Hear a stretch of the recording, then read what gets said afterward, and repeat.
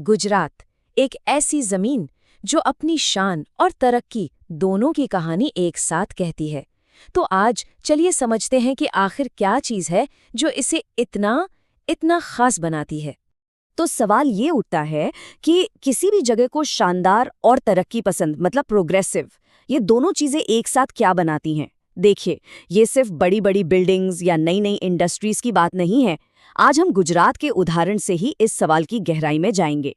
तो भारत के पश्चिमी किनारे पर बसा है गुजरात। ये एक ऐसी जगह है, आप कह सकते हैं, जहां मेहनत, कल्चर और डेवलपमेंट, ये तीनों चीजें एक साथ फलती फूलती हैं। चलिए इसी अनोखे मेल की कहानी को थोड़ा और पास से देखते हैं। देखिए, किसी भी इलाके की पहचान ना उसकी इकोनॉमी से बहुत गहरे तक जुड़ी होती है। और जहां तक गुजरात की बात है तो वो तो एक पावरफुल इंजन रहा है, एक ऐसा इंजन जिसकी जड़ें इतिहास में बहुत बहुत गहरी हैं। चलिए इस सफर पर थोड़ा और गौर करते हैं। सोचिए, सदियों पहले गुजरात के जो बंदरगाह थे वो दुनिया के लिए भारत के दरवाजे हुआ करते थे, और इसी बिजनेस वाली विरासत ने अहमदाबाद और सूरत जैसे शहरों को कपड़ों और व्यापार का ग्लोबल सेंटर बना दिया। और आज भी ये सिलसिला रुका नहीं है। ये राज्य भारत के सबसे तेजी से आगे बढ़ने वाले इलाकों में से एक है। अब ये जो गुजरात की इकोनॉमी का इंजन है ना, उसके पुर्जे क्या हैं? देखिए, एक तरफ तो है पारंपरिक उद्योग जैसे कपड़ा और हीरों की कटाई। आपको पता है, सूरत में दुनिया के 90% हीरे तराशे जाते हैं।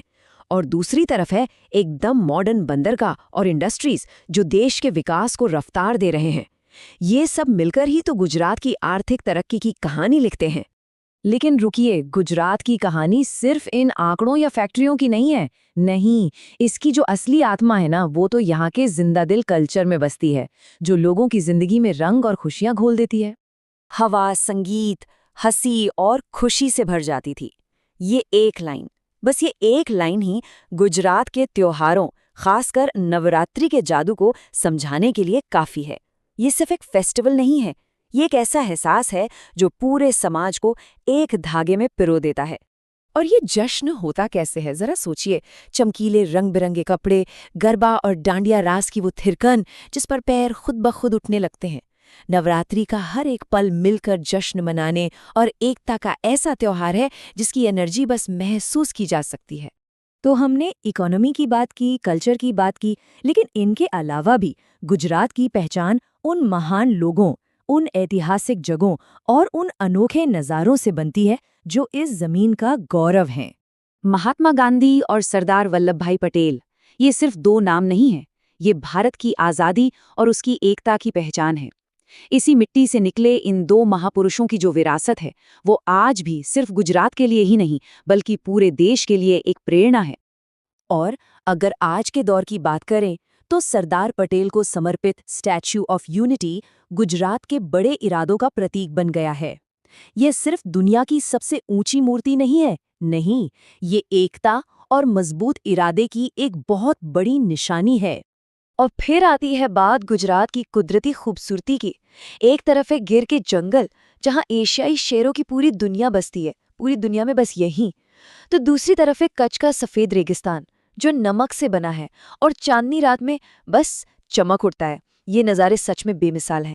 तो कुल मिलाकर हम ये देखते हैं कि गुजरात की जो पहचान है वो इन 3 पिलर्स पर खड़ी है।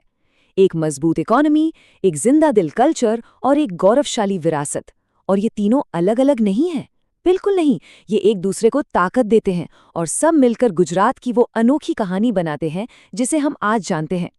और ये सब हमें एक बड़े सवाल पर सोचने के लिए छोड़ जाता है कि किसी भी इलाके का जो अतीत होता है, उसका इतिहास, वो उसके आने वाले कल की तरक्की को कैसे आकार देता है।